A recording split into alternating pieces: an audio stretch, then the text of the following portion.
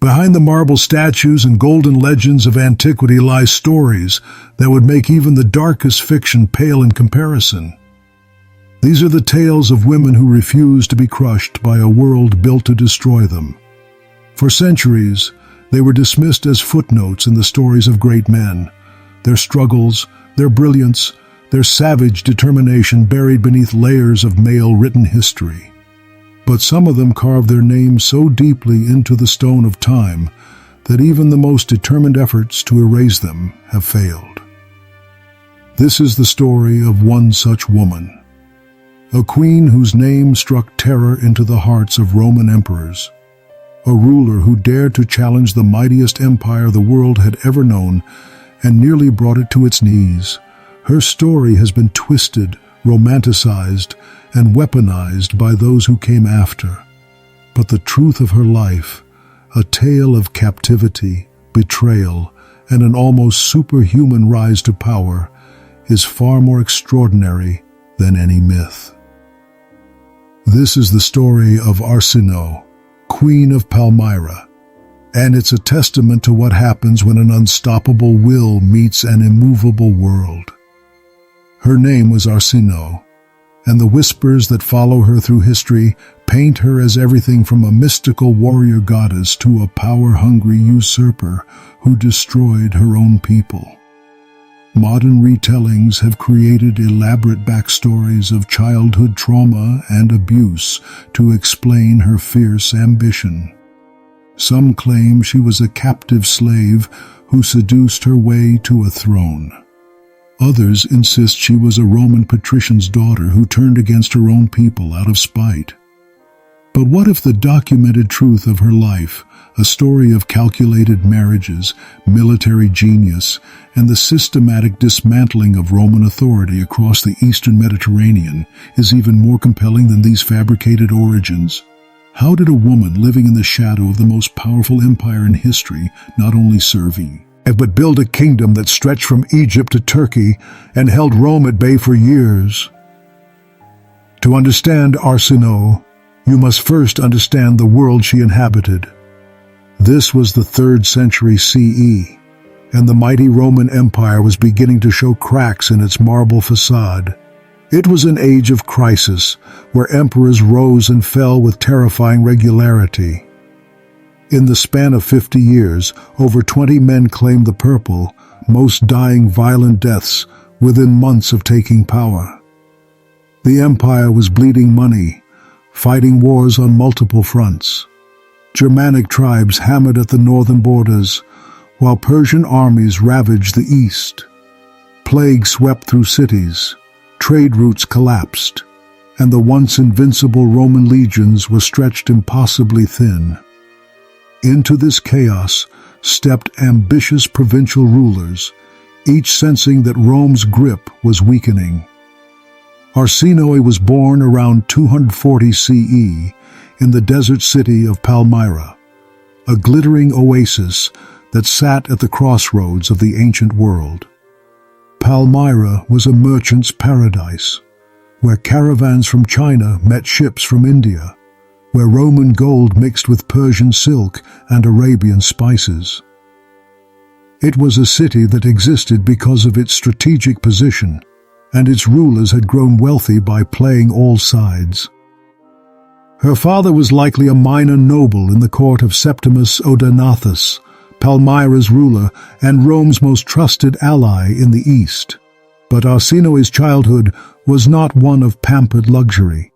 Palmyra was a frontier city, always one diplomatic mistake away from being crushed between Rome and Persia.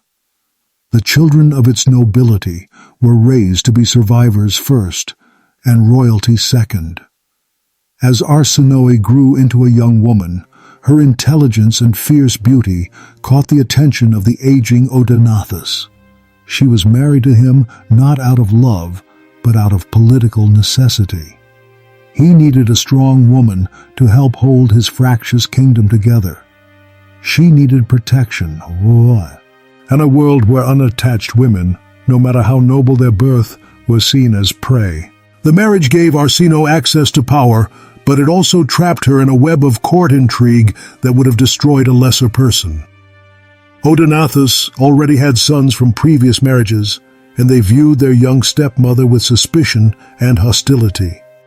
Every meal could be her last. Every smile might hide a dagger. But Arsinoe was not content to be merely a decorative queen. She studied the military campaigns that kept Palmyra independent, learning the delicate balance of diplomacy and warfare that her husband used to play Rome against Persia. She mastered multiple languages, corresponded with philosophers and generals across the known world, and most importantly, she began to build her own network of loyal supporters. When Odenathus rode out to campaign against Persian invaders in 267 CE, Arsinoe went with him. Ancient sources describe her as a warrior queen, leading cavalry charges and sleeping in the open with her soldiers. Whether she actually fought or simply used her presence to inspire the troops, her reputation as a military leader began to grow. Then came the moment that would change everything. In 267 or 268 CE, Odenathus and his eldest son were assassinated. The historical sources are frustratingly vague about the details, but the timing was perfect for Arsinoe. With her stepson dead, the path was clear for her own son, Vaballathus, to inherit the throne. Modern conspiracy theories love to paint Arsinoe as the mastermind behind the murders, a Lady Macbeth figure who orchestrated the deaths of her husband and stepson to seize power. But there's no solid evidence for this dramatic narrative. What is certain is that Arsinoe moved with lightning speed to consolidate control after the assassinations. She declared herself regent for her young son and immediately began reshaping Palmyra's government. Out went the old advisors who might question her authority. In came a new generation of officials who owed their positions entirely to her favor. She transformed the army, promoting officers based on loyalty to her personally, rather than traditional noble rank. But Arsinoe's true genius was in understanding that Palmyra's independence depended on Rome's weakness. As the empire continued to fragment, with rival emperors fighting civil wars and barbarian invasions ravaging the frontiers, she saw her opportunity. This wasn't just about holding on to what her husband had built. This was about creating something entirely new. In 270 CE, she made her first major move. Roman Egypt, the empire's breadbasket, was in chaos. The prefect was dead, the legions were in revolt, and Alexandria was burning. Arsinoe struck like lightning, sending her armies south to restore order. Within months, the wealthiest province in the Eastern Empire was hers. Rome was paralyzed. Emperor Claudius II was dying of plague, and the imperial court was consumed by succession struggles. By the time they realized what had happened, Arsinoe controlled not just Egypt, but the vital sea routes that connected the eastern Mediterranean to the rest of the empire. She didn't stop there. Her army swept north into Asia Minor, capturing city after city with barely a fight. Local populations, exhausted by decades of civil war and imperial taxation, welcomed her forces as liberators. Within 2 years, she controlled a territory that stretched from the Nile to the Bosphorus. But Arsinoe understood that military conquest was only the beginning. To hold her new empire, she needed legitimacy. She began minting coins with her own image, styling herself not as a usurper, but as the rightful ruler of the East. She claimed descent from Cleopatra, connecting herself to the last great independent ruler of Egypt. More boldly, she began to present herself as the heir to the philosophical traditions of the ancient world, She surrounded her court with scholars, poets, and philosophers, making Palmyra a rival to Alexandria as a center of learning. The most famous philosopher of the age, Longinus, became her chief advisor. This cultural renaissance served a crucial political purpose. By positioning herself as a defender of classical civilization against Roman barbarism, she gave her rebellion an intellectual foundation that appealed to the educated classes throughout the Eastern Empire. The Romans, meanwhile, were finally getting their act together. In 272 CE, Emperor Aurelian, a tough soldier who had clawed his way up from the ranks, turned his attention to the east. He understood that the loss of Egypt and Syria was an existential threat to the empire. Without the wealth and grain of these provinces, Rome itself could not survive.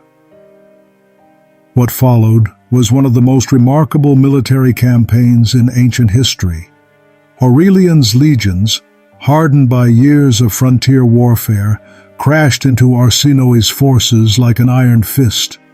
But the Queen of Palmyra was no amateur. Her armies, a mix of desert cavalry and disciplined infantry, gave as good as they got.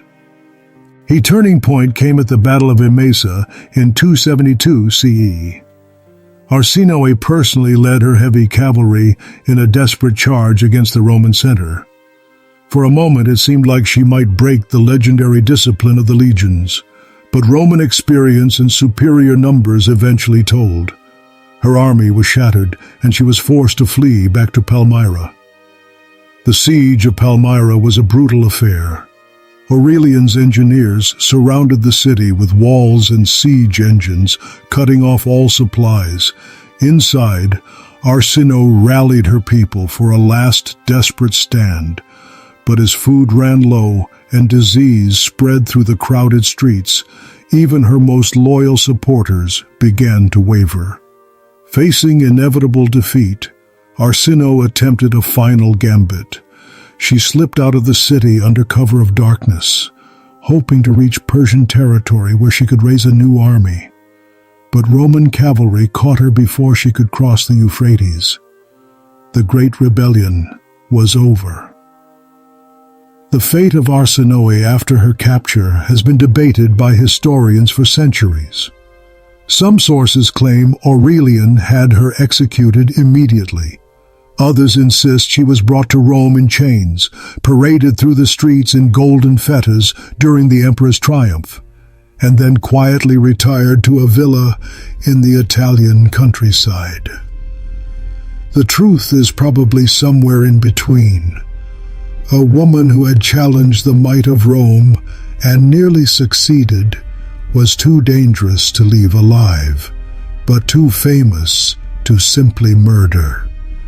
Most likely, she lived a few years in comfortable but closely watched exile before disappearing from history entirely. But the real measure of Arsinoe's impact wasn't in her personal fate. It was in what she had accomplished. For nearly 5 years, she had ruled an empire that rivaled Rome itself. She had shown that the seemingly invincible imperial system could be challenged and defeated. Her rebellion inspired a generation of would-be rivals and pretenders who would continue to plague the empire for decades. More importantly, she had changed forever how the world viewed the possibility of female power. Ancient historians, even those writing for Roman audiences, could not help but admire her courage and intelligence. They might condemn her as a rebel and a usurper, but they could not deny that she had been a formidable opponent. The story of Arsinoe is ultimately about transformation, both personal and political. It's about a woman who refused to accept the limitations that society placed on her and who had the vision and determination to create something entirely new. She understood that in a world of constant warfare and political chaos, the old rules no longer applied. Whether she was driven by personal ambition, patriotic duty, or simple survival instinct, Arsinoe carved out a place in history through sheer force of will. She proved that even in a world dominated by male violence and imperial power, a brilliant woman with unshakable determination could rise to challenge empires and reshape the ancient world. Her legacy lived on long after her death. The tradition of powerful Eastern queens that she represented would inspire everyone from Byzantine empresses to medieval crusader queens. Most importantly, she demonstrated that the path to power was not reserved for men alone. It was open to anyone with the courage to seize it and the intelligence to hold on to it. In the end, Arsinoe's greatest achievement was not the territory she conquered or the battle she won, but the example she set. In a world that tried to reduce women to mere pawns in men's games, she became the player who nearly checkmated an empire.